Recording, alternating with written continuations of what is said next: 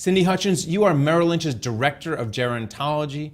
And first of all, is Merrill the only bank with that position? Because it's pretty smart with all those boomers retiring. Yeah, with 76 million baby boomers turning 65 over the next several years, we really believe that having this role of the financial gerontologist is very important, and we believe we're the first on the street to do it.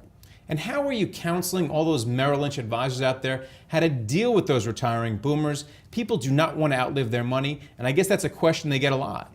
Well, really what we've determined through years and years of research is that there's really 7 life priorities that boomers and generations to follow are looking at as they move to and through retirement. So we're counseling our financial advisors to talk to clients about things surrounding work and leisure, home, health, finance, and giving and what they're looking for in terms of goals around each of those priorities. And what are the most frequent questions they ask you? They're asking things like, what do I have to think about in terms of my health care if I'm going to live a 20 or 30 or 40-year retirement? What do I have to consider when I think about where I want to age in place, in terms of my home, or how I want to spend my leisure time, or what role might work factor into my retirement years? All of those things need to be considered. Did the economic downturn change the way people plan their inheritances? Because for a lot of families, there's not as much money in the bank that the kids thought there was going to be. Absolutely. I think that people are planning to work a little bit longer, but they're very aware of this idea of longevity and that they may have to be 20 or 30 or even 40 years in retirement.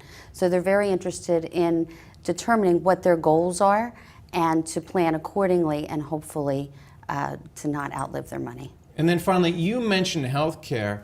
Clearly, healthcare is going to be probably the largest part of people's expenses when they're in retirement.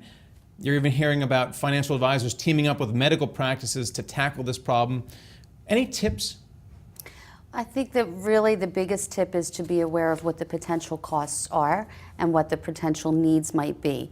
For instance, it's really something that we need to consider in terms of long-term care and the fact that 50% of the population, if they live to 65, could expect that they might need long-term care at some point in the future.